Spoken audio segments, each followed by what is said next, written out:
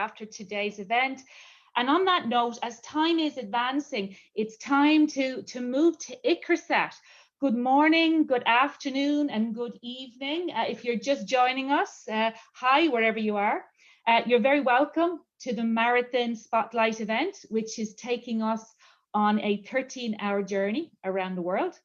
Today, as people celebrate the International Day of Women and Girls in Science, we're taking the opportunity to celebrate our own fantastic community of women scientists who are leading the way in a wide range of research and scientific innovation. They're breaking barriers, they're finding new ways to advance the transformation of food, land, and water systems in climate crisis. For those of you I haven't had the chance to meet before, hi, my name is Fiona Farrell. I lead CGIR's function that works to advance gender equity, diversity and inclusion in our global workplaces, or GDI for short. We in the GDI function, we just celebrated our first birthday very recently. We were launched in late January 2020 with a very clear mission to work with leadership and management and staff across CGIR to ensure that our workplaces are really truly inclusive and enabling for our over 10,000 people. Our goal is to ensure that diversity in all its dimensions is embraced and that every person in our workplace has the support they need to reach their full potential. And for us, this is not just the right thing to do, it's really the smart thing to do. We know that diversity can bring the different perspectives and the innovation we need to deliver on our critical mission. The work of the GDI function is guided, as many of you may know, by our GDI framework and action plan. If you'd like to learn more about these important documents or about our knowledge hub or our guides or even our GDI matrix, which is the tool that we use to hold ourselves accountable for delivery on the goals we've set, you can go straight to our GDI webpage and you can see the details on the screen right now. Among the many initiatives we've had the chance to support, the chance and the honor, I would say, to support, has been the launch of a new employee-led resource group called WIRES, Women in Research and Science.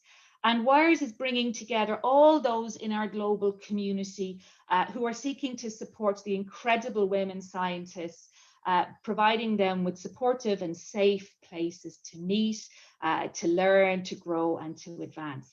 And today's event follows on very closely from the official launch of WIRES on the 21st of January. We're recognizing the significant contributions of these women scientists by showcasing a sample of the exciting and innovative work that's going on around CGIR. Now, as we continue our 13-hour journey, we're going to take a second to quickly remind you of a few housekeeping rules. As you can see on the screen, we're also going to remind you that an interpretation function is available for those of you who are new to Zoom and are not used to seeing the interpretation button. It's that circle, that globe image on the very bottom of the screen. We invite you to submit your questions and your comments via the Q&A box, which we're monitoring. And if you have any problems or any technical difficulties, please do feel free to reach out to Thomas. We also invite you to join WIRES. The contact details are on the right-hand side. It is now my great pleasure to welcome the speakers for our fourth Power Hour today. Handing over to Agathe in Icrisat. You're very welcome. Off you go. Thank you very much, Fiona. Good morning, good afternoon, everyone. The Icrisat session is now starting, and we thank Imi for also passing the baton to us. And we are really delighted to be part of this innovative initiative of WIRES, Women in Research and Science.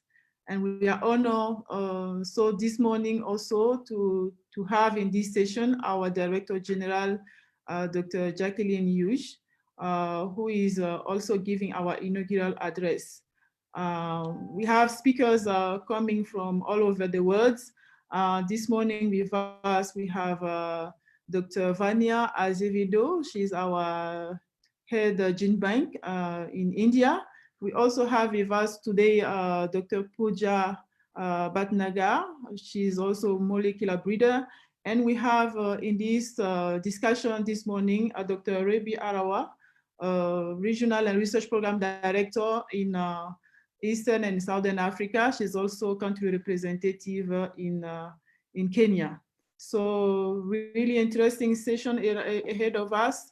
And we won't take too much time before we start the introduction, because we have also already 5 minutes gone. And so to start this session, I would like to call upon our Director General, who is joining us today, to please share her welcome address to this session. Jackie, good morning, good afternoon, say in India, and welcome to you. Thank you.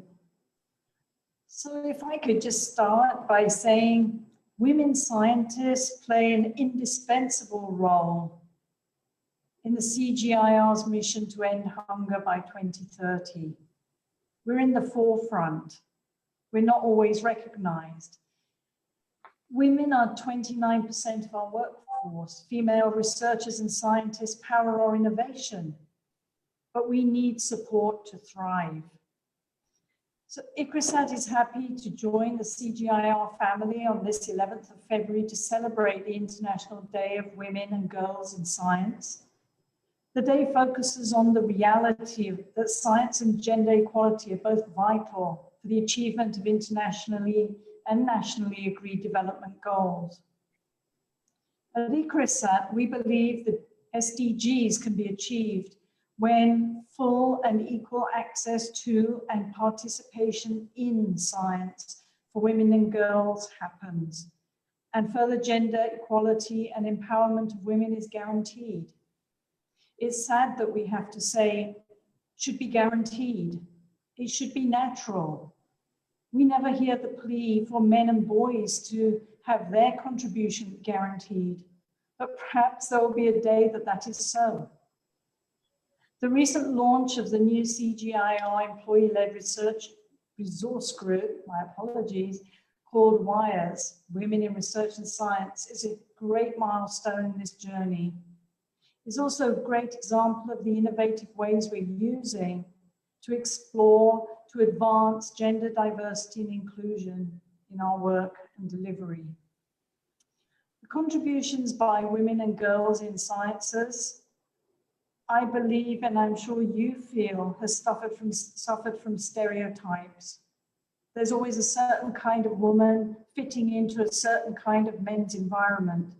We've got to increase the visibility of women in research, increase the visibility of women professionals, ensuring voices are not only heard, but listened to, and contributions recognized and valued. This marathon, and marathon it is a great opportunity. And I'd like to thank the Women in Science and Research Employee-Led Resource Group for holding this and asking me to speak. Our panel today highlights the work, the truly excellent work of women scientists and how they're contributing to Icrisat's mandate. Our first speaker, Rebi Harawai, is looking at how women scientists at the forefront of the fight against COVID-19 have used digital innovation systems to deliver agricultural technologies during the lockdown.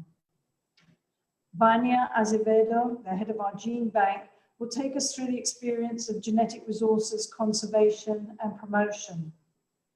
And finally, Pooja Bhatnagar will share her experience about molecular breeding. We recognize that initiatives like this knowledge sharing marathon are easy ways for people to get together and to make the workplace more fun, more informative and globally connected around GDI, gender diversity and inclusion. I wish that all our environments were as fun, but let's make the most of this one. This event, this marathon, provides an additional channel through which staff, especially our women scientists, can speak up, share ideas and their unique perspectives.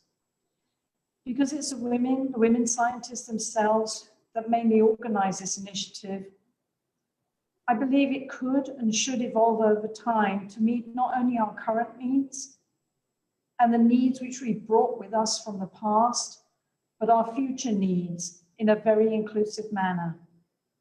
I'd like to encourage the Women in Research and Science employee-led resource group that we're talking about to continue this dialogue that we hear in this marathon and to highlight GDI in various fora, as I just did in an ICAR event on pulses with Icrisat and ICARDA and the Indian Institute of Pulses Research. Do it freely, bring it in whenever you can, the needs of women in science.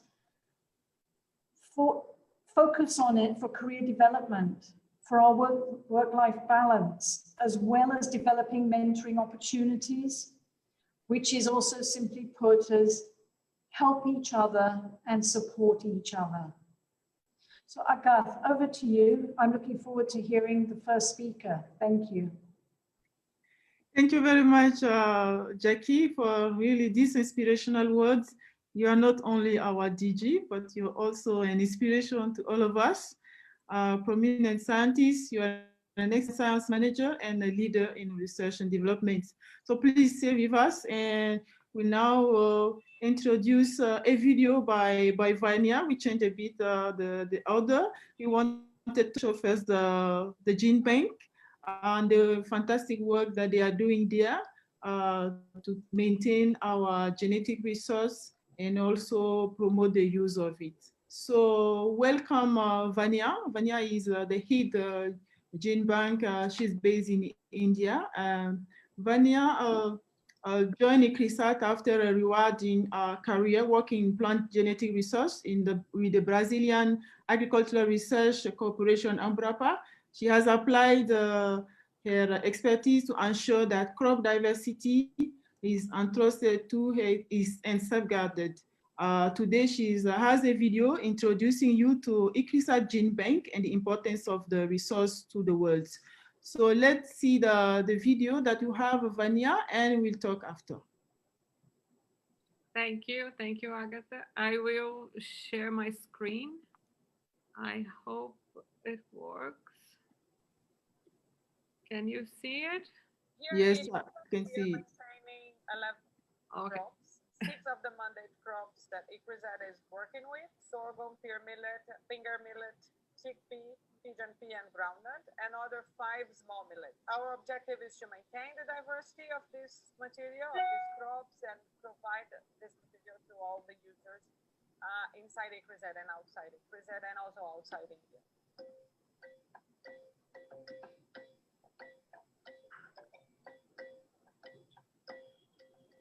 The Icrisat Gene Bank conserves the largest collections of germplasm, particularly if you take sorghum. The Icrisat is the largest collection in the world, and it conserves over 41,000 germplasm accession. It provides diversity to their researchers, that what is needed. We have about 41,000 germplasm accessions of sorghum originating from 92 countries, and we have about 23,000 germplasm accessions of pear millet originating from 52 countries. And we have about 11,500 accessions of small millets, 6 small millets. That 6 small millets include finger millet, foxtail millet, proso millet, barnyard millet, kodo millet, and little millet. Every season we used to decide how much accessions, how many accessions we have distributed, and how many we have to multiply that accessions, and how many we are having poor viability and poor quantity. Then we will go for regeneration and multiplication. Actually, some accessions which we are collected as a landrace from the farmers' field, now it is not there. So it's like a backup even for the farmers community, farming community. Right now, we have conserved around 111,000 accessions are already safely duplicated in small bird. The seeds are there in black box. They still belong to Icrisat. We are the only ones who can access that material if necessary. But it's a way to have another safety copy of the entire collection in a different country. And every year we have new material, so every year we have to send new accessions to Svalbard to guarantee a copy of the entire collection. Diversity within crop is required for sustainable agriculture, and diversity among crops is also required for sustainable agriculture for food and nutritional security. So we need to enhance and broaden the genetic base of cultivar to sustain the agriculture. So that's the main purpose of our gene bank, to maintain the food security of our future generations. gene banks everywhere are very important in a way to guarantee the conservation of the diversity of the crops. For the scientists to be able to answer very fast to the different demands. So we never know what is coming, and the demands are changing. In the past, we were always focusing yield. Now we are more interested in nutrition. We have a different disease. We have climate change.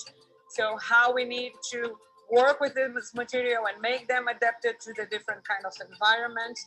So gene banks are very important in a way to guarantee the conservation of the biggest diversity as possible to allow us to answer to all these changes and to all these demands.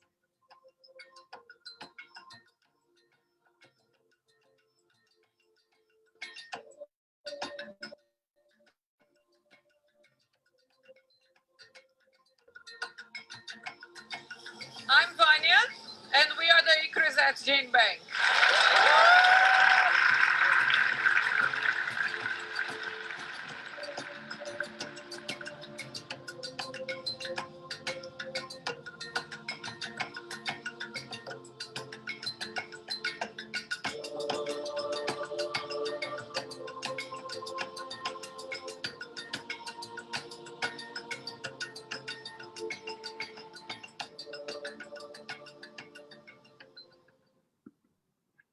Thanks so much, Vanya, for this excellent video on the wonderful work that you are doing at Icrisat Gene Bank there. We will be right back to you for more questions and insight about your work.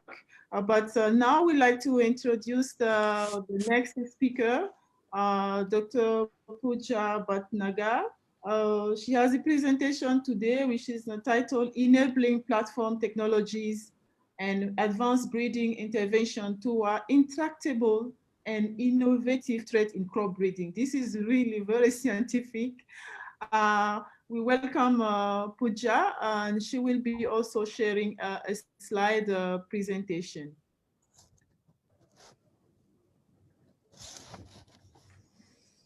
Okay.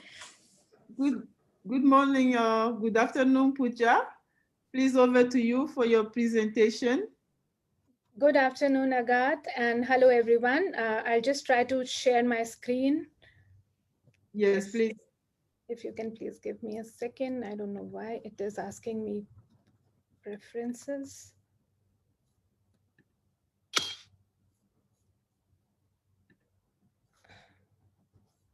Oh. Okay.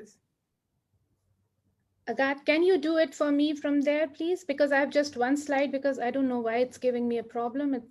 I'm unable to share my screen. Let me try. Sorry about that.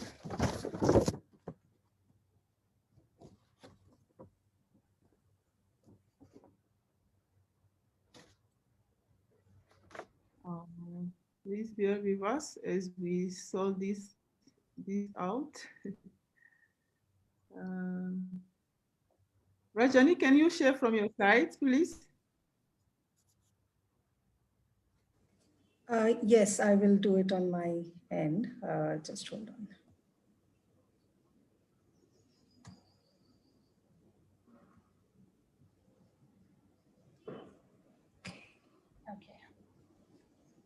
Okay. Can you see it?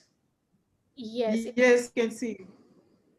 Rajni, can you put it on screen, full screen mode, please? Yes, great.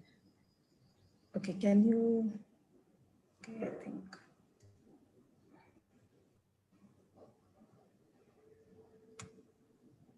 All right. Yeah, there you go. Okay, great. Thank you. Thank you for inviting me to talk today and share our work. Briefly, what we have been doing at Icrisat around enabling platform technologies and advanced breeding interventions for future traits or maybe intractable traits for our crop breeding pipelines. Rajni, can you please take me to the next slide?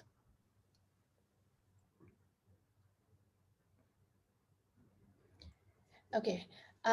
So before I go any further with what we do here in my lab at Icrisat, I think Vanya has sort of given a snapshot of how important the uncultivated germplasm is, which is kept in our gene banks, and CG is holding material interests for countries, and there is an international agreement in place for sharing, use, and distribution of this material.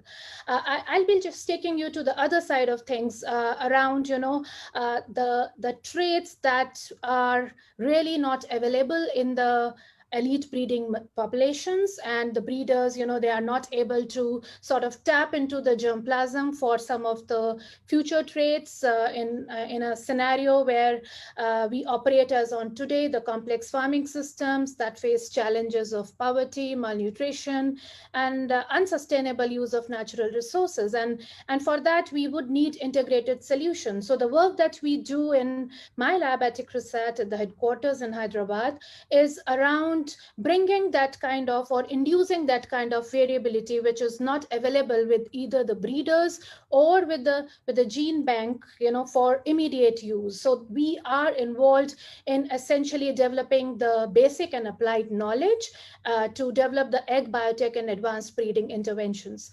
And before I go any further, as a molecular biologist, I believe that, in order to achieve something that we have never had, it's important to do something that has not been done before. So my team here is, we are striving to integrate the aspects of fundamental biology, tissue culture, genomics, forward and reverse genetic approaches, and now catching up with the advanced breeding techniques, or what you also know as new breeding techniques, to produce agriculture crop products by design. So these are more future ready, and they can be deployed in the future breeding pipelines. And what we do here is, using the cutting edge tools and technologies, we improve the genetics of the crops, include crops that we term as GLDC crops like chickpea, pigeon pea, groundnut, sorghum, and pearl millet, for future readiness, and of course for contribution to sustainable agriculture, poverty reduction, nutritional impacts towards the SDGs. So what we do here is sort of bringing what we have in the gene bank closer to the breeding material, what the farmers would eventually have as varieties growing in their field. So it aligns the breeding priorities, of course, bringing innovative solutions for accelerating the varietal development for these very important food and nutritional security crops. And over years, my team, in collaboration with various national and international partners, both in public and private sectors, have demonstrated breakthroughs in tackling a number of seemingly very difficult, or what we also call intractable problems, that have eluded conventional plant breeding approaches for several decades. So that has been our constant effort to bring these solutions to the forefront, and so that they can be deployed by the breeding pipelines. And some of these examples, the work that is going on in the lab, includes targeted interventions for striga resistance in sorghum and pearl millet, aflatoxin mitigation in groundnut. In pigeon pea, we are doing some very basic work on tailoring the reproductive plasticity to make early flowering or photoperiod insensitive pigeon pea varieties to produce elite cultivars that are geographically adapted, so that they are not just grown in one niche, but they could be sort of expanded to future niches as well.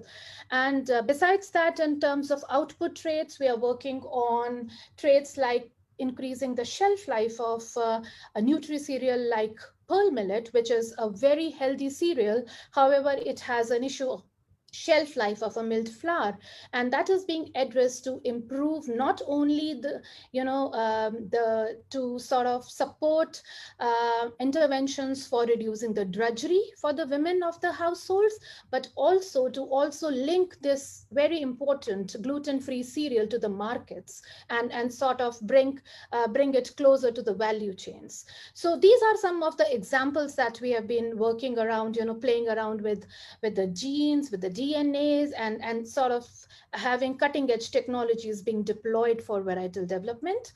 Besides that, we also have, in a quest of speeding the pace of the biotech and gene editing trade pipelines, we have been trying our hands on developing the rapid cycling methods for the crops. This is much close to the work that the breeders do to accelerate the vegetative to reproductive transition. And since every crop is unique in its way, how it responds to the set of environmental parameters, we mimic the right set of light, temperature, humidity to convince the plant to really grow faster, much faster than it usually does, and at a higher density to reproduce quickly. And not only it enhances the cycle of the plant, it also significantly shortens the breeding cycle, somewhere around 40 to 50% of what a variety development would otherwise take if we go the conventional way. So this is what we call at Icrisat as rapid gen method, a rapid generation cycling method in conjunction with a range of breeding acceleration techniques has a potential to take advantage of modern methods to increase the crop genetic gains. So this is a nutshell what we have been doing in our lab.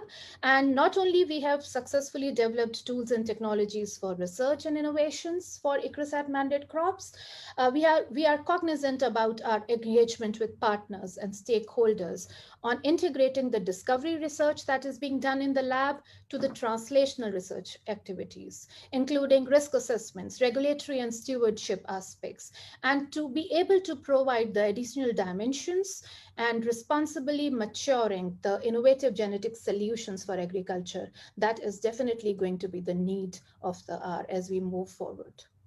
So that's all from me. Thank you, Agat.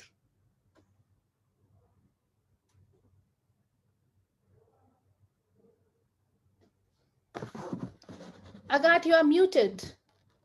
Sorry. We want to know more about your expertise in this field, so we'll come back to you for more questions. And before that, I would like now to go into more presentation, this time with Rebi Arawa. She's our Regional and Research Program Director in Eastern and Southern Africa. And I'd like to hand over to Rajani this time to guide us through the discussion or the presentation with Rebi Arawa. Rajani, over to you, please. Okay, so welcome, Dr. Rebi. As Agat mentioned, Rebi is the Regional and Research Program Director of Eastern and Southern Africa. And today she's going to tell us a little bit about how they used digital innovations to deliver agricultural solutions in Kenya. Over to you, Rebi. Welcome. Yes, we shall share the screen of Rebi for Rebi this time also. Are you going to screen it? Are you going to share the screen? Yes, thank you very much for the introductions. Before I get into sharing our work around digital innovation and how we have been able to deliver agricultural technologies during the COVID-19, I just want to briefly say about myself in line with the theme, Women in Science. I am a soil scientist by training.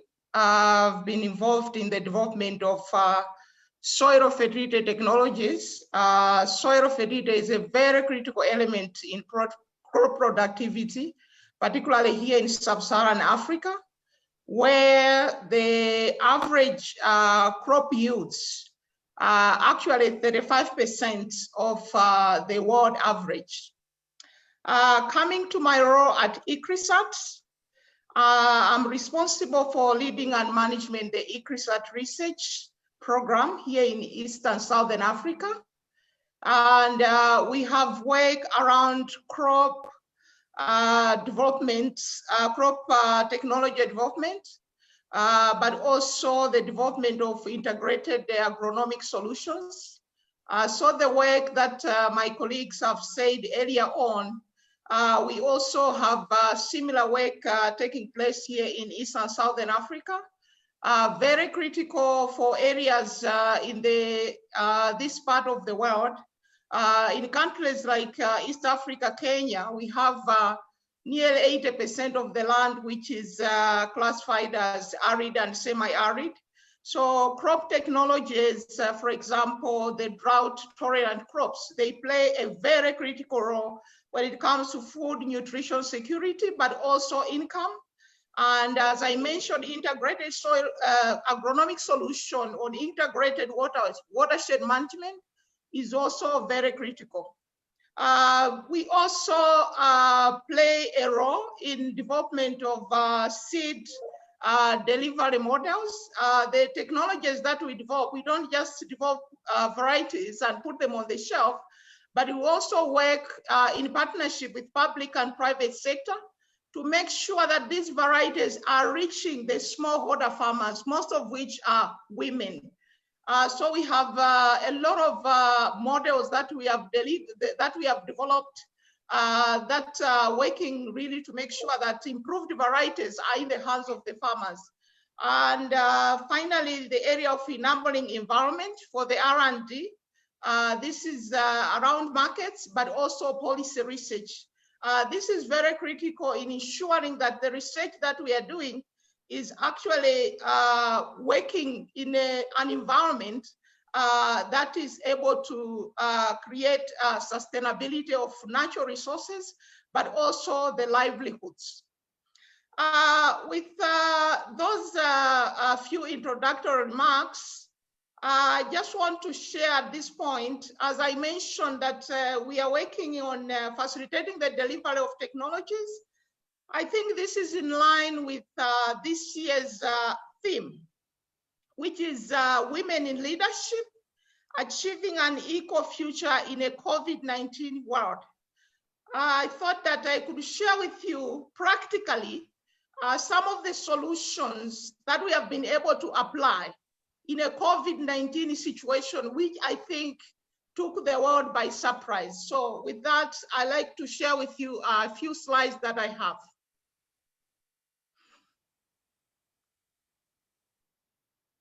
Shall we go? Yes, please.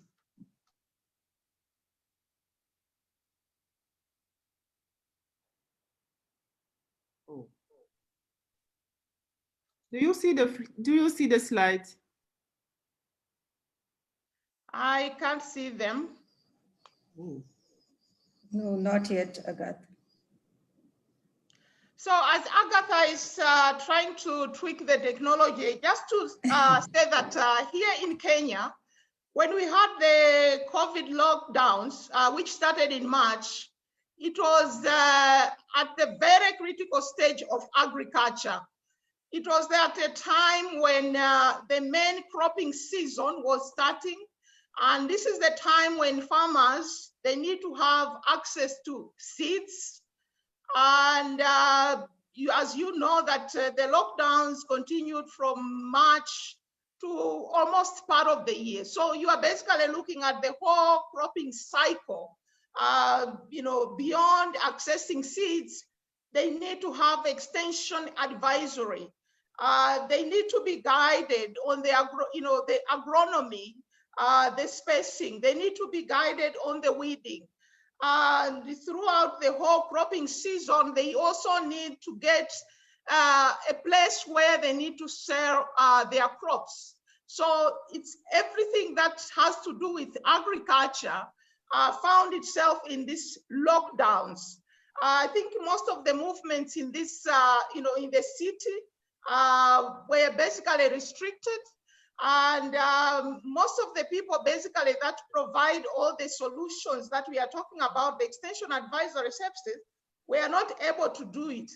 But because of the digital innovations that we have, I think we are able to reach out to smallholder farmers by providing them the digital solution, by providing them the agricultural advisory services that we are talking about. So I can now see the slides.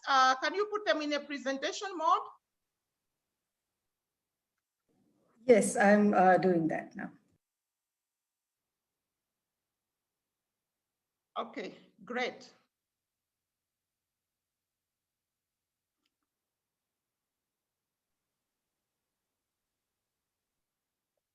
Okay, next slide.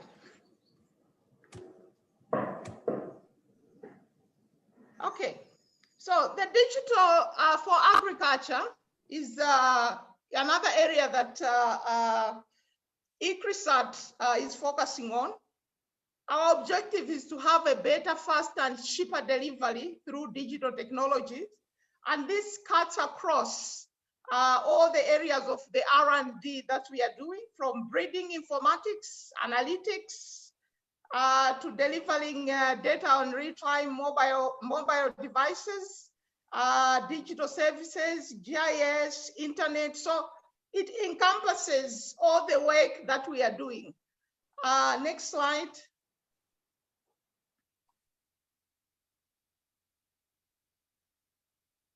So as I mentioned, that we are taking unawares, like in our case here, we are implementing a project in partnership with government, CGIAR centers and private sector, where we are accelerating value chain development of drought tolerant crops. For example, the legumes like pigeon peas, and also cereals like sorghum and millets. So as I indicated, this came at the lockdowns came at a time when farmers needed to start planting, and we were able to deliver information in terms of climate, weather. It's very critical in the areas where we are working because of the rainfall situation. We are always, we are required to guide farmers. What week should they plant? What day should they plant? And how should they plant? And that information, we were able to deliver it through our digital platforms. But going further, even delivering the good agronomic practices, guiding them in terms of all the agronomies that are required, market information, but also the nutrition information. I think most of you are aware that COVID, at the very beginning, it was very clear that people need to have good nutrition in order to have resistance in their bodies. And so it was very critical that this information should be able to reach the communities that we work with. So by the end of the year, we are able to, the cropping season, we are able to deliver, several messages, 900,000 SMSs with a lot of interaction between the extension staff as well as the farmers, reaching out to 22,000 households, out of which 60% were actually women. And with these messages, you can see that they were able to cascade them on the nutrition aspect, even bringing the other communities to where they were able to share this information. So in a nutshell, this is what I wanted to share in how we have been able to use our innovations to advance the agricultural technologies during this COVID-19 lockdowns here in Kenya. Thank you very much. Over to you, Agatha. Thank you so much, Rebi. We are now going into our discussion, our moderated discussion. So you will be coming back again and discuss with us. And let's start the discussion with Vania. I remember she presented the video on the gene bank work at the very beginning of this session.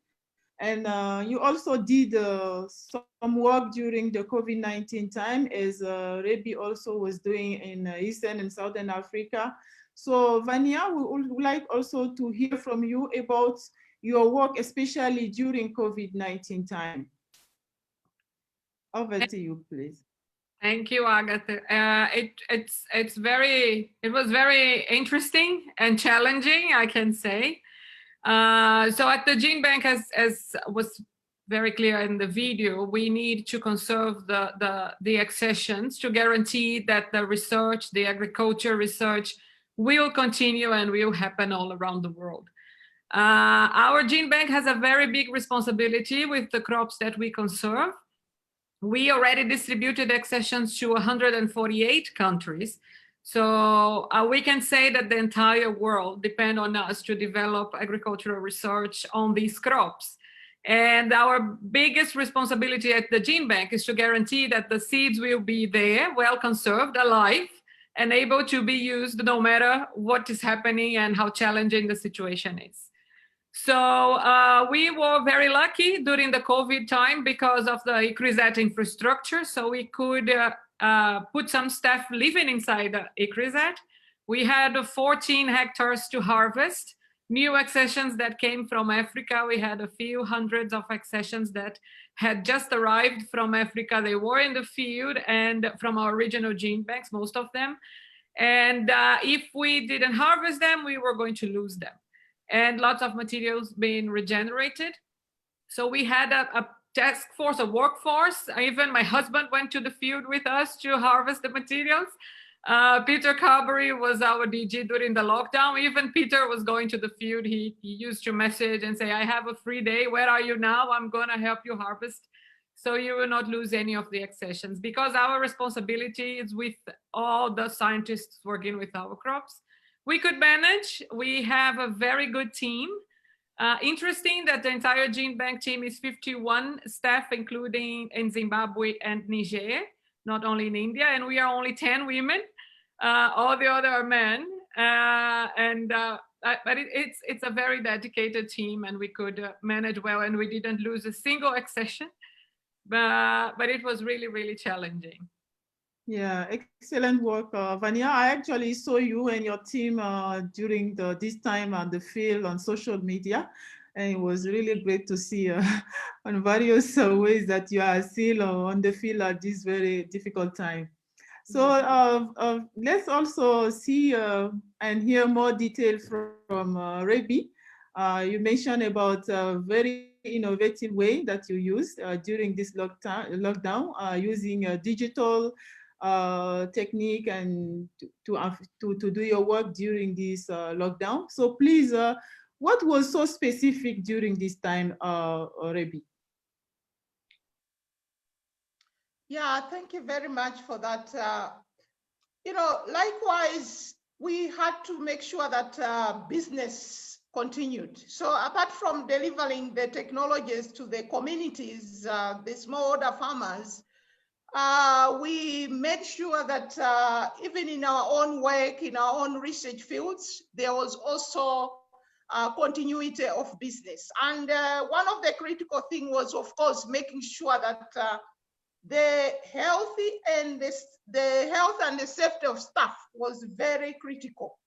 So as you would imagine, our work involves sitting in the lab, but also going to the research field. So one of the things that we really made sure is that all the workforce, they were well equipped with the PPEs that you all know now what a PPE is. But also we made sure that we used all the digital platforms. As I mentioned, I think in terms of our work, we have made sure that we have digitized every part of our R&D. So for example, if you talk about data collection, a lot of the information was really, you harvest data and you enter it immediately and then you transmit it to the next scientists, to the next field technicians. But we also made sure that we had to use these platforms, literally where you're talking to somebody who is sitting in the field, 100 miles away from where you are. And I think that really worked very well. And of course, once in a while with social distancing, we had to make sure that people were on the ground. But even more importantly, I think the partnership that we have established in our research networks, because we are working with the national partners, the private sector partners, most of them in those locations where they had some movements allowed, I think they were able to backstop our research work. So partnership really worked very, very, very well, adding on to the technologies that we have just talked about. Yeah, over to you. Thank you very much, Rebi. We'll now also turn to Pooja, but before I just like to remind people that the translation is still available into French for those who are listening into that language. And Pooja, we'll get back to you about the science that you are really doing wonderful work at Icrisat. We had this question when we were just preparing this session. What is one of the most important lessons you've learned as in your journey as a woman scientist? What you actually presented is really excellent work, but for a woman, there might be also some challenges that you have faced in the journey before we see you as who you are today. I would like to know more about that.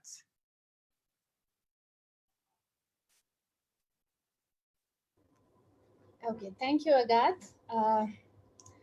Before I answer that question, actually, I would like to just say that it's the attitude that's the foundation of success. And attitude is not like a handkerchief, like his or hers. So, attitude is attitude, irrespective of what the gender is. And so I believe, and I have been, raised in a family of all girls. I believe that, being tenacious and dogged towards your goals and aspirations is what a women scientist, or for that matter, any woman, is must strive for. So that is something I strongly believe in. And now coming to your question on, what's an important lesson? I think, I have myself faced what we call an assertiveness penalty. And I feel the women scientists, who really breach the gender stereotype, they do face a backlash. And that really puts them in a very tenuous position. It's a conundrum, because traditionally men, it's assertiveness is seen more as a men's forte, and but I believe that assertiveness is something that's required among women now. And otherwise we will be just continue to seen as backstage workers who run the risk of their voices being ignored. So what I have learned because of these experiences all these years, right from childhood actually, and also in the professional sphere now, is that I've learned that, navigating that assertiveness backlash, I like to call it, is although very tough, but it's extremely critical. And, it's important that the women scientists integrate assertiveness with fluidity.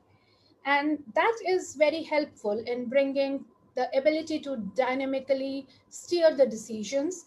And the decisions then seem to be more aligned with the sustainable results. So I have seen it for myself and a lot of other female colleagues, and also the mentors who have really shared their experiences for that. And also I was a part of a CGIAR women leadership course, and I have learned quite a bit. I know I've done that course with you, in fact, Agathe. And not only, I have picked this and I try to do it as much as possible. And this has helped me in not only utilizing my talent more effectively, but it also brings a clarity of purpose. And, and it keeps on, and the perseverance you would need to really going all that distance that you need to cover. So I believe that is, I can say one, that's something that I would like to. Thanks so much, Pooja. I do remember this course, and yes, I now hand over to Rajani. I think she has more questions in the same line to the panelists again.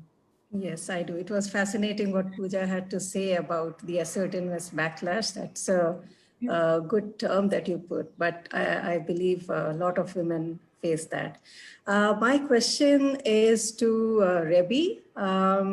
Rebi, having reached where you have today as a senior scientist, what do you feel are the biggest challenges that women and girls in science face? I mean, from your experience and looking at other women scientists who you might have worked with, what do you think are the biggest challenges? Yeah, first of all, I think we have to remind ourselves why we need women and girls in science. in the global science, in the global south, we are talking about between 60 and 90% of women engaging in agriculture productivities, but also have the responsibility of providing, services in the homes, from water, energy, and sanitation. So it's very critical that we have scientists who are women to understand these areas where women are playing a very critical role. We need a science that applies a gender lens in all these aspects. Now, in my own experience, I think one of the areas where we are really having challenge is in the area of mentorship. The African Academy of Science, they carried a study and they found out that actually women role model, they play 24% of the influence of women or girls to be in science comes from women role model. So those of us who have now reached this level, we need to make sure that we are playing that role of mentorship. I think every woman who is in this platform today, we should ask ourselves at this point, how many women, how many girls am I mentoring? Everyone needs to have a target goal. In my lifetime, before I retire, I have to have X number of women, girls that I'm going to move together. That doesn't mean that men should not do it. But I think women, we play a very critical role. The other area is bias and discrimination. Let's face it, we live in a very patriarchal society, particularly here in Africa. There is always preferential treatment for the boy, for the man, and all the gender stereotype. We have again to get to a place where this stereotype, we should face it. Let's have a culture, a society which is very open. I know that in most societies, we don't want to talk about this biasness, but unfortunately, because we don't talk about it, we find that people carry this when they are going to their careers. Again, I want to quote a study which was carried out by the National Academy of Science, Engineering and Medicine. They actually found out that 20 to 50% of the female students, they were harassed sexually. This is a study. And where did this come from? Faculty, their supervisors. Why? Because the society doesn't want to face this head on. So we all have a responsibility at every point. And those of us who are in this leadership role, those of us who are at a point where we can influence the society, I think we have to be very open, we have to be very candid, have this conversation. In our coffee breaks, let's make this as a topics of discussion to make sure that it gets out of people's head. No biasness, no gender stereotypes against women and girls. Over to you. Thank you, Rebi. That was a great and very impassioned response. And I'm sure all of us were nodding our heads when we heard your statements. So taking off from that question, I would further like to ask, and this time I would like inputs from all three of our panelists, starting maybe from you, Vanya, and then Pooja, and then Rebi can add on. What do you think, or where do you see, how do you see organizations and research centers evolving in such a way that they are more supportive of women and girls in science? What should they be doing more? What do you think? And in the interest of time, I would request you to keep your answers short and to the point. Thank you. Thanks so much, Rajani, for pointing this out. We only have a few minutes, and let's also be very short because our DG is still here with us. We want to hear from her before we conclude. So please. Well, from the Institute's perspective, I think it's important that people started considering it as one of the goals of the Institute, right? The gender balance, and to discuss, to highlight how important this is. But I'm still waiting to see more effective actions, because just to put there the gender balance and the gender platform or whatever, it will not solve the issues and all the things that we go through on a daily basis, right? Implementation is also important. Yeah, the stereotype is there. If we are too strong, we are hysterical. If we are too emotive, we are just a woman who is too emotive.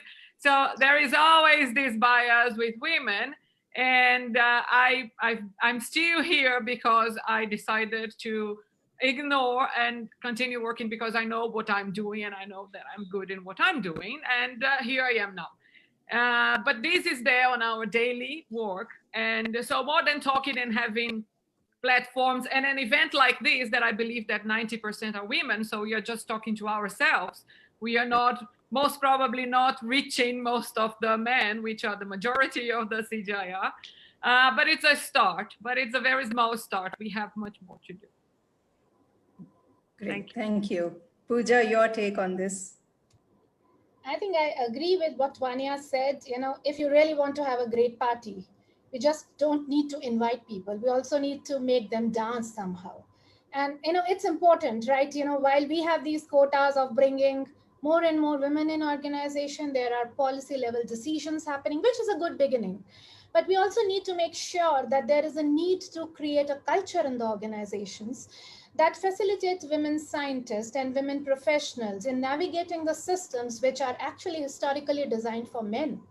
So, you know, that kind of a cultural change is important. And I believe, you know, that is something that the next level of, we are having this conversation, and that's probably is the next level of evolution. Okay. Great. So, thank you. Yeah, thank you so much.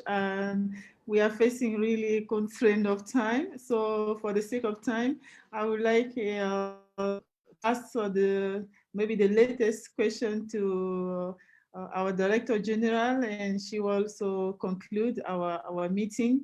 Dear Jackie, what something you feel a young scientist needs in order to succeed in science and career, and perhaps in life also? And we also mentioned about this gender bias, and also what the institution need to do. So please, over to you to advise. Thank you, Agathe. I've got 4 very short points. All the Icrisat staff know that I'm very short and sharp in what I say. The first one, be confident in what you know and in what you believe. The second one, be yourself. Don't try to be something or someone that you are not. What you are and who you are is really precious. A plea to all the women here: watch recruitment very carefully. Never let men or women put women as the first choice candidate if they are not. That's even worse. And when the woman finds out she was in that position because she is a woman, that is so patronizing and impossible to live with. And lastly, remember that diversity is very important. Women are different, be different, and revel in it. Thank you, Agathe. Thanks so much. So brief, so powerful. And I also like to thank our panelists. Really, Jackie, thanks for staying for this long hour with us. And thank you also to Arawa, to Vanya, to Pooja, and also to Rajani, who is co-moderating this event with me.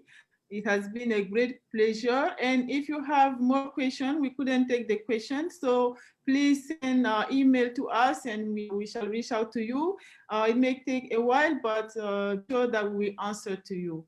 Thank you very much for attending the session. I also thank Imi, who passed the baton to us. I saw the message of Raquel before this. She was wishing us the best luck for this session.